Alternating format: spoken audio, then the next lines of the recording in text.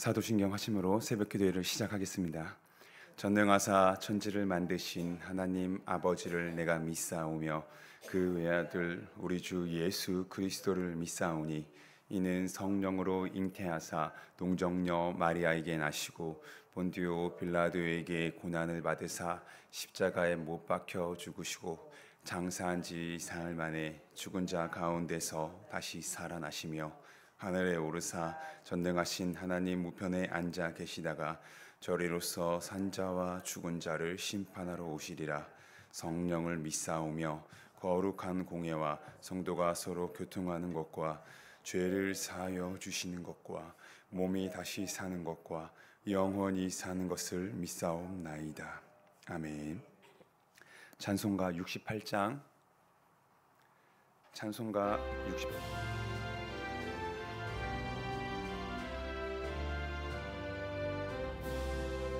오 하나님 우리의 창조주시니 내 주님께 귀한 것 드립니다.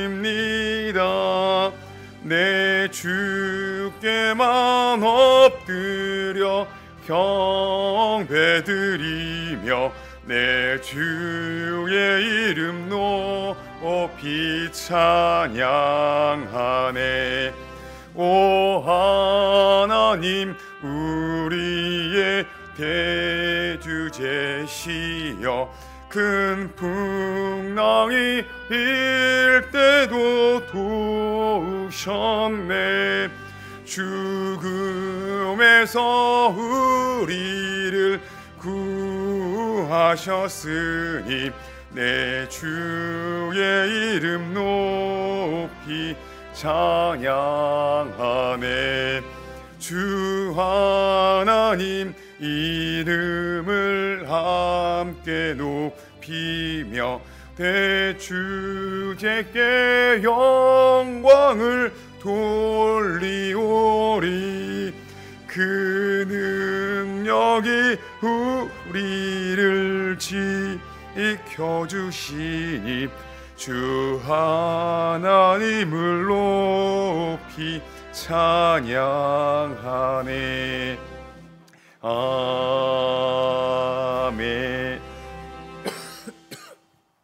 이사야 44장 21절부터 28절까지입니다. 제 성경책으로는 구약성경 1022페이지입니다. 이사야 44장 21절부터 28절까지입니다. 구약성경 1022페이지 하나님의 말씀을 찾으셨으면 제가 읽도록 하겠습니다. 야곱아 이스라엘아 이 일을 기억하라. 너는 내 종이니라. 내가 너를 지었으니 너는 내 종이니라.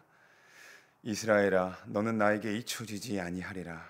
내가 내 허물을 빽빽한 구름같이 내 죄를 안개같이 없이 하였으니 너는 내게로 돌아오라.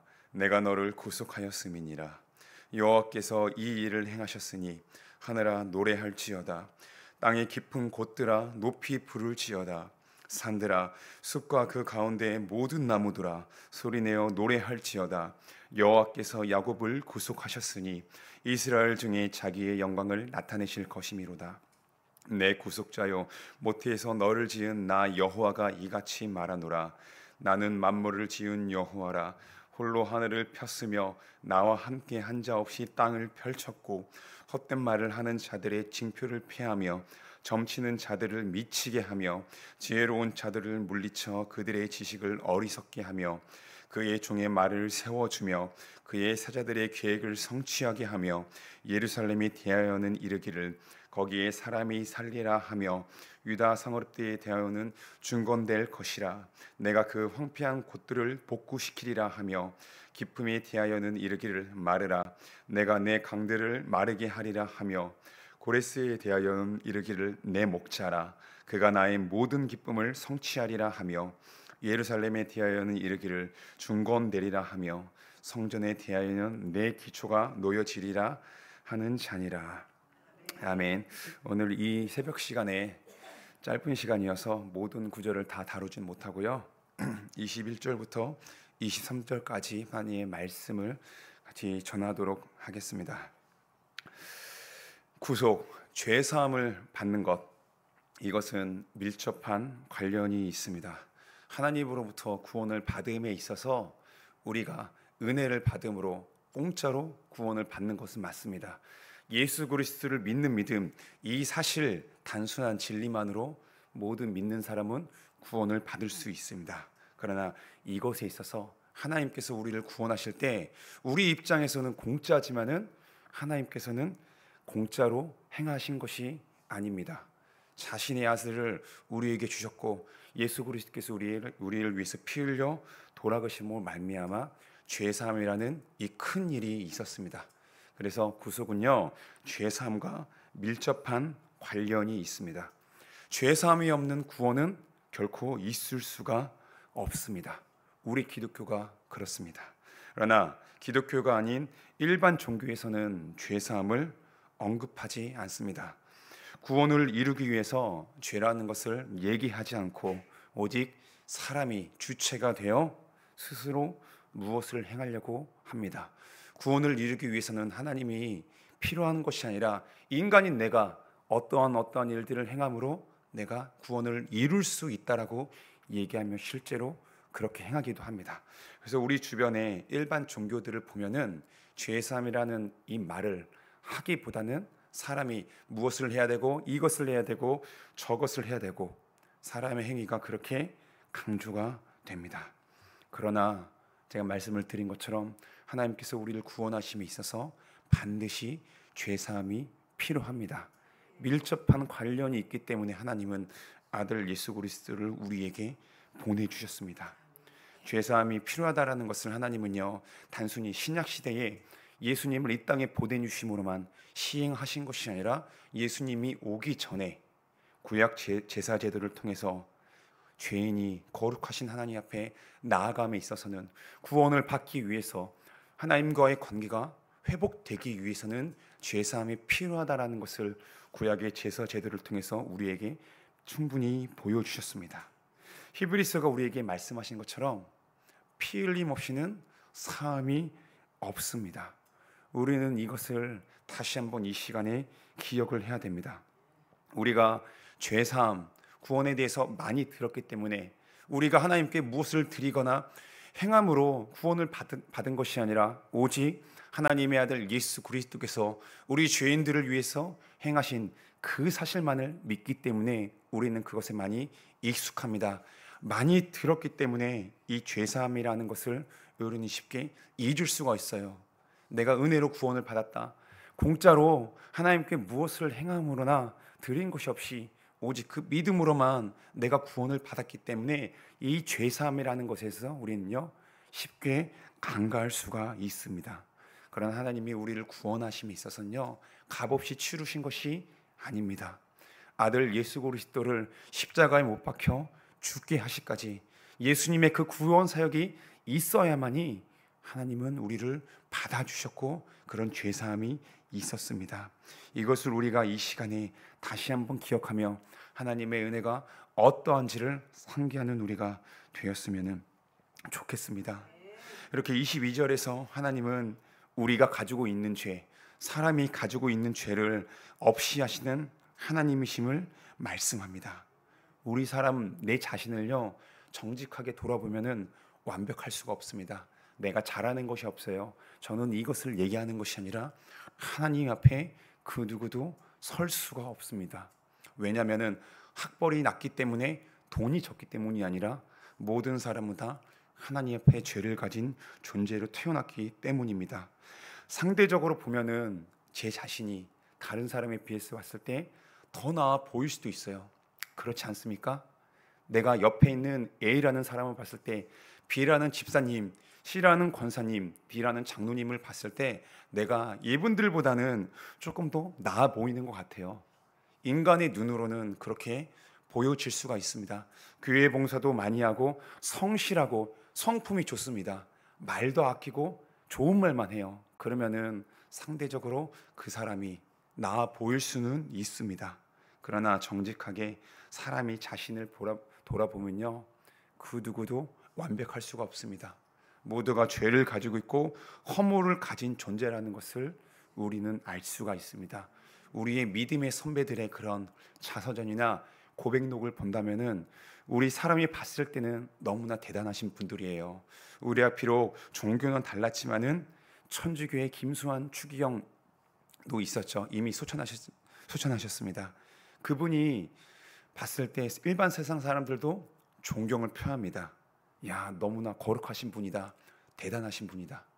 그렇게 일반 사람들의 눈으로 봤을 때 거룩해 보이는 사람이라 할지라도 그 사람들이 고백록이나 그런 자서전을 보면은 어떻게 얘기합니까? 나는 하나님 앞에 죄인입니다. 나는 완벽하지가 않습니다라고 고백합니다. 그게 진실한 고백이에요. 그것처럼 여기 있는 저와 우리 성도님들 하나님 앞에서 진실하게 자신을 보면요, 허물이 적은 것이 아니라 나는 이렇게 허물이 많고 죄가 있는 존재라는 것을 알 수가 있습니다. 하나님 앞에 내가 오늘도 하나님 앞에 범죄를 하였군요. 입술로서 행동으로 마음으로 나는 하나님 앞에 죄인이다라는 것을 결코 알 뿐만 아니라 고백하지 않을 수가 없습니다. 근데 이런 우리에게 하나님은요 친히 다가와 주셨어요. 우리가 죄가 있는 사람, 세상의 범죄자들에게 여기 있는 저부터가 무서워하며 더럽다고 생각하기 때문에 쉽게 다가가지 않습니다. 멀리 하려고 합니다. 겉으로는 괜찮습니다라고 얘기할지 몰라요. 그런데 만약 우리 주변에 세상이 손가락질하는 그런 끔찍한 범죄자가 우리 주변에 있다고 합시다. 그러면 그 누구도 그 사람에게 다가가려고 하지 않습니다. 여기 있는 저부터가 그래요. 손가락질로 말로는 얘기 안 할지라도 마음속으로 그 사람을 흉보고 더럽다고 생각하며 가까이 가지 않습니다. 그러나 하나님은 이런 우리에게 어떻게 행하셨습니까? 여전히 죄를 가지고 있음에도 불구하고요, 하나님은요 친히 우리에게 다가와 주셨습니다. 죄를 없이 하기 위해서 하나님은요 우리에게 친히 가까이 오셨습니다. 그것을 우리 기록된 본문을 통해서만 이때만 행하신 것이 아닙니다. 아담과 하와가 하나님께 말씀을 듣지 않으므로 불순종하였죠. 그 이후에 하나님의 행동을 우리가 창세기를 통해서 자세히 본다면은 그 범죄한 사람들, 죄가 있는 아담과 하와에게 하나님은 친히 다가와 주셨습니다. 아담과 하와는 본능적으로 자신이 범죄한 것을 알자마자 하나님을 향해서 피했습니다. 죄를 범하기 전에는 하나님과의 관계가 가까워서 늘 하나님을 부르면서 그렇게 막힘없는 관계를 누렸을 것입니다. 그러나 범죄한 이후에 불순종한 이유로 본능적으로 그들은 거룩하신 하나님을 피했습니다. 자신에게 죄가 있기 때문에 가까이 가지 못한다는 것을 그들은 본능적으로 알고 있었어요. 그러나 이런 그들에게 하나님은요 친히 다가와 주셨습니다. 아담아 라고 부르시면서 내가 어디 있느냐, 내가 너를 찾고 있다라고 친히 하나님의 음성으로 말씀하시면서 죄인에게 다가와 주셨습니다. 그것으로 끝났을까요? 아닙니다. 구약의 제사 제도를 통해서 선택된 하나님의 백성들에게 그들을 만나 주시기 위해서, 그들에게 더욱더 가까이 가기 위해서 하나님은 제사 제도를 허락하여 주셨습니다. 그것으로 끝났을까요? 신약의 하나님의 백성된 우리들에게는 하나님의 아들 예수 그리스도를 이 땅에 보내주셨습니다. 여전히 죄가 있음에도 불구하고 말미암아 우리는 하나님께 나아갈 수가 있습니다. 주님을 믿음으로 우리의 죄는 이미 사함을 받았고, 여전히 하나님 앞에 범죄하고 죄를 지음에도 불구하고 뻔뻔스럽지만은 다시금 거룩하신 하나님 앞에 나아가 하나님을 아버지라 부르며 나의 죄를 사하여 주시옵소서, 제가 하나님 앞에 돌아가겠습니다, 나를 받아주시옵소서라고 얘기할 수 있는 그 근거는 다른 것이 아닙니다. 우리의 어떠한 행위, 하나님께 봉사를 많이 했기 때문에, 교회를 오래 다녔기 때문에, 사람들이 나를 우러러보고 칭찬했기 때문에 하나님께 나아갈 수 있는 것이 아니라 먼저 하나님이 우리에게 다가와 주셨고, 하나님이 아들 예수 그리스도를 우리 중보자로 보내주셨기 때문에, 우리가 그분을 믿음으로 말미암아 그분 안에 있기 때문에 여전히 우리가 패역하고 범죄할지라도 하나님께 나아갈 수가 있는 것입니다. 이 죄사함 미래형이 아닙니다. 본문에 기록된 내용을 보면은 어떻게 합니까? 22절에 보면은 내가 너희의 죄를 없앨 것이다가 아니라 과거형입니다. 내가 너희의 죄를 없이 하였으니, 그렇게 말씀하십니다. 이스라엘 백성뿐만 아니라 여기 있는 저와 우리 신약의 백성된 하나님의 백성들도 마찬가지입니다. 여기 우리 있는 저부터가 여전히 범죄하죠. 그러나 하나님은 지금도 우리를 받아주십니다. 내가 너희의 죄를 없이 하겠다, 그렇게 말씀하세요. 누구 안에서요?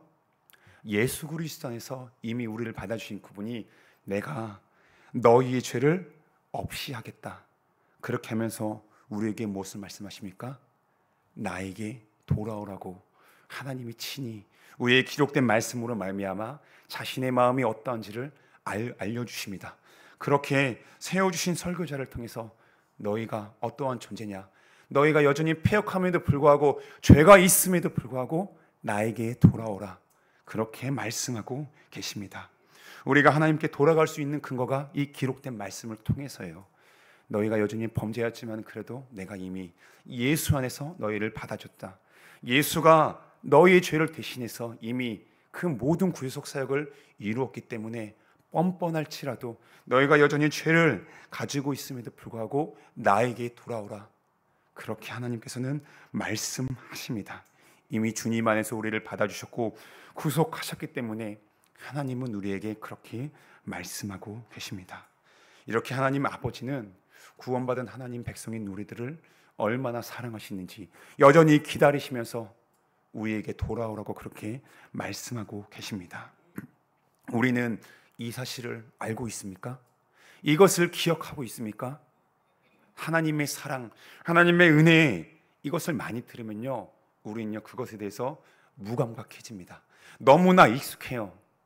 일주일에만 해도, 오늘 이 시간만 해도 저를 통해서 하나님의 사랑, 은혜라는 단어 몇 번 들으셨습니까?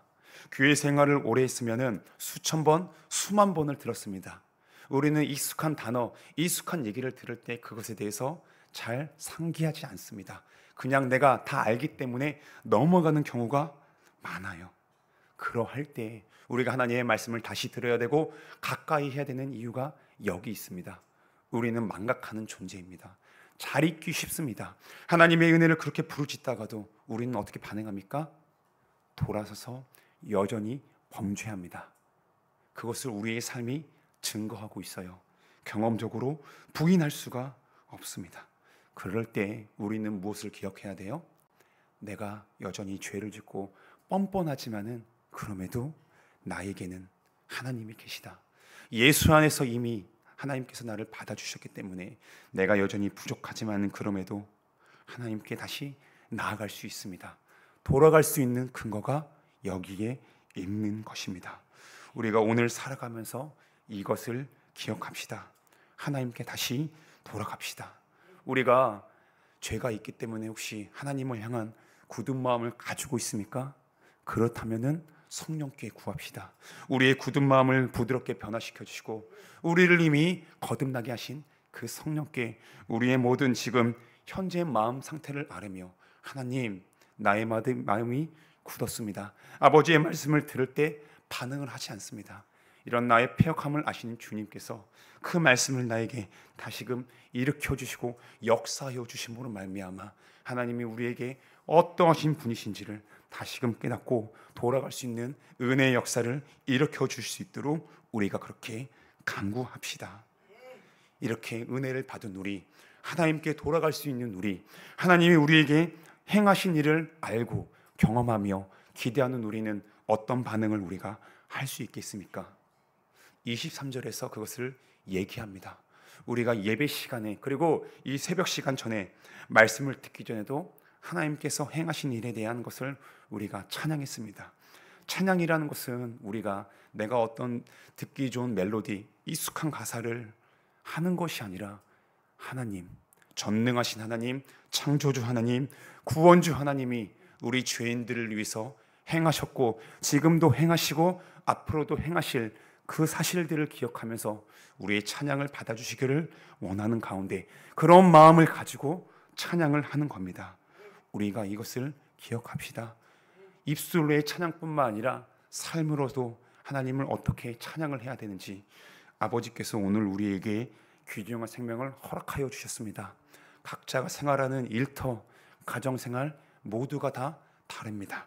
그러할 때 우리의 입술의 찬양뿐만 아니라 우리의 행동으로도 하나님이 예수 그리스도 안에서 이미 우리를 받아주셨고 우리에게 지금도 어떤 일들을 행하고 있는지를 기억함으로 말미암아 우리의 삶을 통해서 하나님께 영광을 돌리며 찬양하는 주님 안에서 사랑하는 우리 한강교회 식구들이 되기를 주님의 이름으로 축원합니다. 기도하겠습니다. 하나님